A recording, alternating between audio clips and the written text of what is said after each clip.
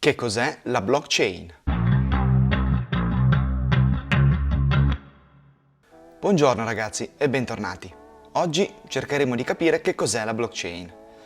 Per farlo partiamo da un estratto del white paper e poi vediamo di rendere tutto un po' più semplice e comprensibile. Allora, il white paper cita: abbiamo bisogno di un modo per far sì che il beneficiario sappia che i precedenti proprietari non abbiano firmato alcuna transazione precedente a quella che lo riguarda. Per i nostri scopi, la prima operazione è quella che conta e non ci importa nulla dei tentativi successivi di doppia spesa. L'unico modo per confermare l'assenza di una transazione è di essere a conoscenza di tutte le transazioni. Per farlo, le transazioni devono essere annunciate pubblicamente e abbiamo bisogno di un sistema attraverso il quale i partecipanti concordino su un singolo passato nell'ordine in cui esse sono state ricevute. Il beneficiario ha bisogno di una prova che al momento di ogni transazione la maggior parte dei nodi è d'accordo che essa sia la prima ricevuta. La soluzione proposta parte da un server di marcatura temporale. Un server di marcatura temporale agisce facendo hash di un blocco di oggetti in modo che siano marcati temporalmente e poi pubblica l'hash. La marcatura temporale prova ovviamente che i dati devono essere esistiti in quella determinata data, visto che sono finiti nell'hash. Ogni marcatura temporale comprende quella precedente nel suo hash, formando una vera e propria catena, e ogni marcatura temporale ovviamente rafforza quelle precedenti. Per implementare un server di marcatura temporale distribuito su base peer-to-peer avremo bisogno di usare un sistema simile a quello di Hashcash di Adam Back. Ve lo ricordate, vero? Ne abbiamo parlato in un video precedente. La proof of work comporta la ricerca di un valore che, una volta sottoposta ad hash, ad esempio con SHA-256, restituisca un hash che inizia con un numero di 0 bit. Per la nostra rete di marcatura temporale implementiamo la proof of work incrementando un nonce nel blocco. Il nonce sarebbe un numerino casuale. Fino a quando è trovato un valore che dà all'hash del blocco gli 0 bit necessari.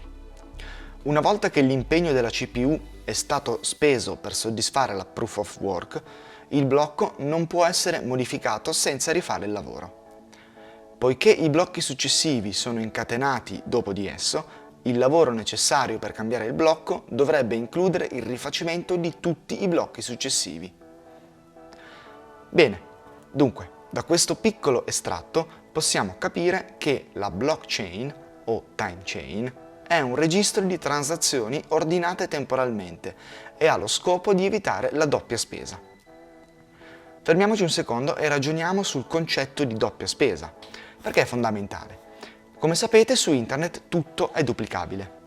Quando trasferite dei dati, che possono essere una foto, un PDF, voi state facendo una copia e la state trasferendo. La vostra foto non è univoca, ma è duplicabile.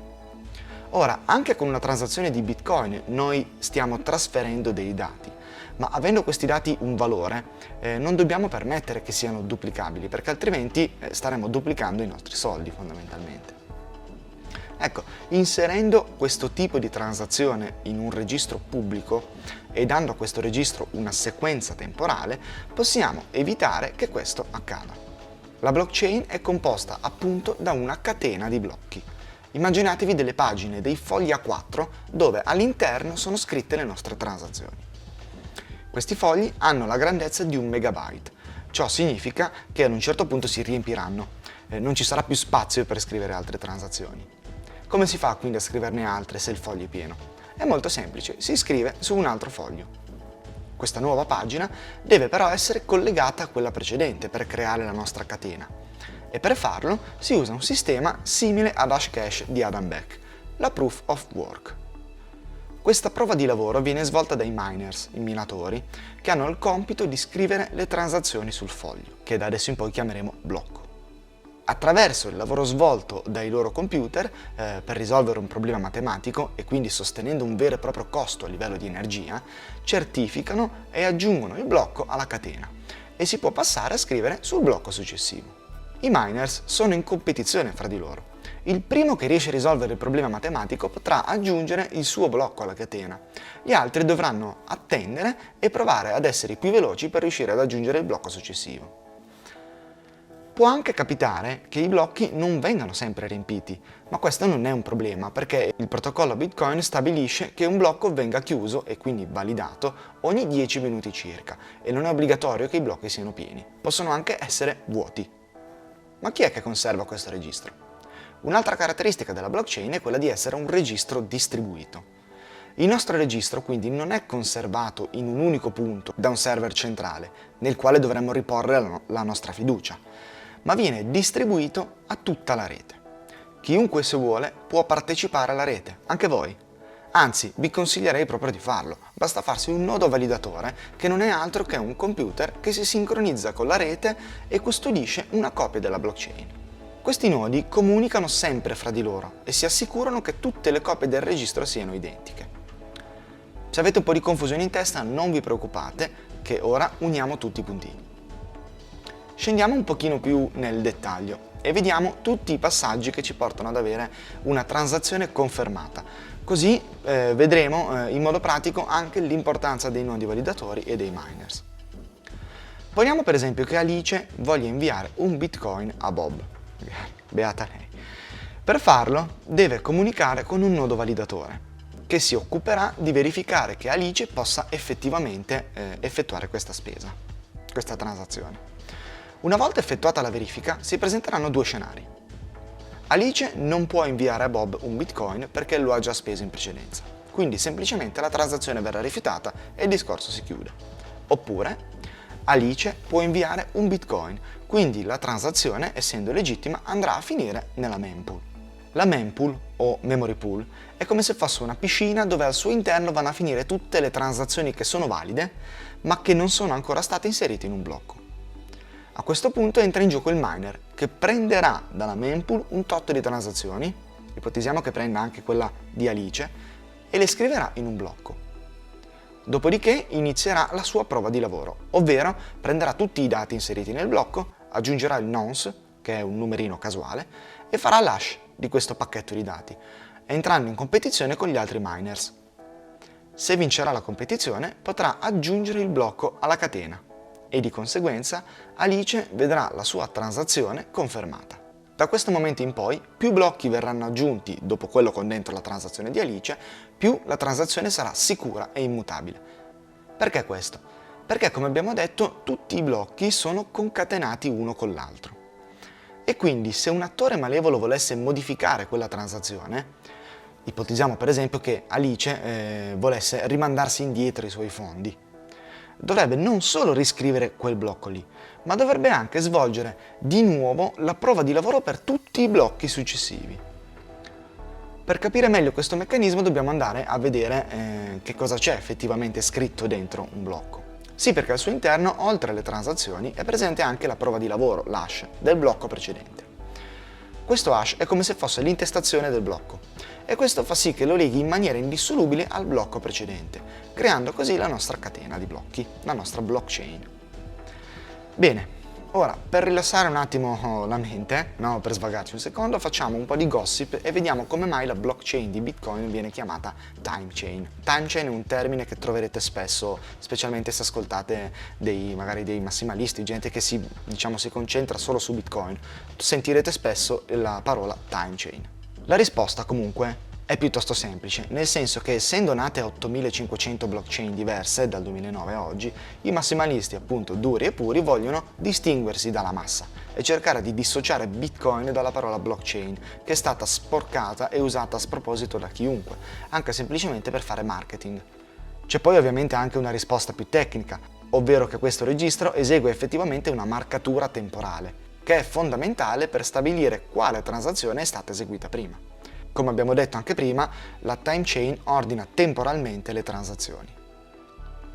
Terminato il momento gossip, possiamo passare all'ultimo tema, all'ultima domanda che ci può venire in mente, ovvero: ma chi glielo fa fare ai miners di spendere tempo e risorse semplicemente per convalidare i blocchi e tenere sicura la rete?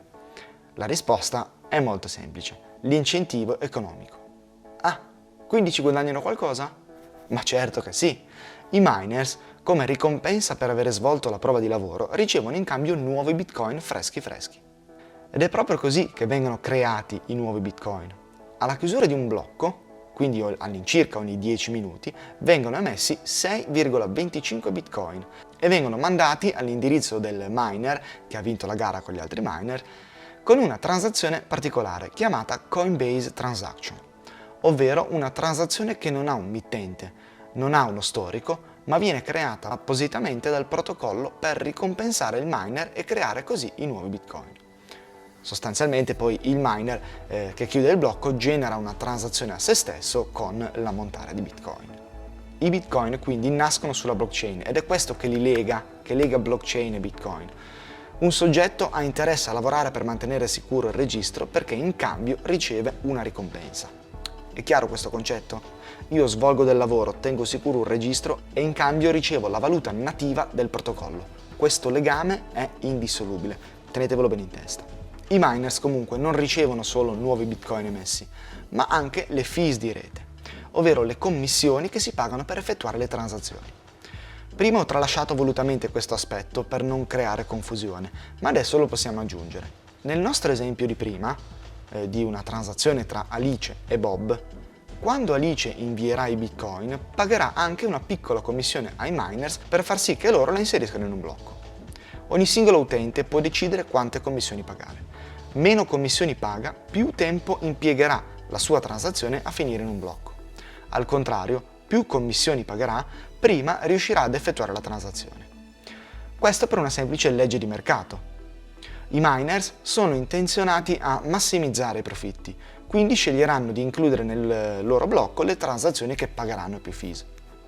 La quantità di fees da pagare dipende anche dalla congestione della rete, cioè se ci sono tante persone che vogliono effettuare delle transazioni saremo costretti a dover pagare di più, perché se ricordate i blocchi hanno una capienza massima e se quindi paghiamo poche fees rischiamo di non essere inclusi nel primo blocco, ma di dover aspettare del tempo prima che la nostra transazione venga considerata.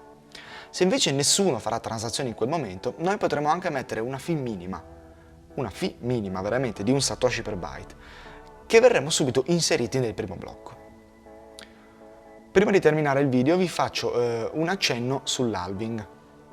Abbiamo detto che il miner che si aggiudica la possibilità di aggiungere un nuovo blocco riceve in cambio 6,25 bitcoin. Questo numero non è fisso, ma il protocollo stabilisce che la ricompensa venga dimezzata ogni 210.000 blocchi, che corrispondono più o meno a 4 anni. Pensate che i primi blocchi minati davano come ricompensa 50 bitcoin. Via via si passò poi a 25, poi a 12,5, poi a 6,25 e nel 2024 passeremo a 3,125 fino ad arrivare al 2140 circa, quando la ricompensa cesserà di essere rilasciata e i miners si aggiudicheranno soltanto le fees pagate dagli utenti per scrivere una transazione. Questo sistema è geniale ed è legato sostanzialmente anche lui al concetto di incentivo, nel senso che all'inizio, quando Bitcoin non lo conosceva nessuno, serviva un forte incentivo per spingere qualcuno a minare e quindi venivano emessi 50 Bitcoin. Poi si pensava che col passare del tempo il network sarebbe cresciuto e quindi sarebbero bastati meno Bitcoin per convincere qualcuno a minare, fino ad arrivare ad un punto dove Bitcoin sarebbe diventato mainstream e ci sarebbe stata abbastanza richiesta di inserire nuove transazioni che sarebbero bastate soltanto le fees come incentivo, smettendo quindi di creare nuovi Bitcoin. I Bitcoin hanno infatti una quantità finita. Ne possono essere emessi soltanto 21 milioni e l'ultimo Satoshi, che è l'unità più piccola di Bitcoin ed equivale a un 100 milionesimo di Bitcoin, verrà minato appunto nel 2140 circa. Sono sempre date approssimative. Effettivamente, se pensate a che punto di crescita siamo arrivati oggi, che nonostante tutto rappresentiamo ancora una nicchia della nicchia, possiamo dire di essere sulla buona strada e che il concetto di halving fu effettivamente un'idea azzeccata. Bene ragazzi, spero di essere stato chiaro e semplice nella spiegazione. Se avete dubbi o domande scrivetele pure nei commenti. Ricordatevi che Bitcoin è un neonato, siamo solo all'inizio di una rivoluzione epocale e noi tutti stiamo scrivendo la storia. Ci vediamo mercoledì prossimo con un nuovo video. Ciao!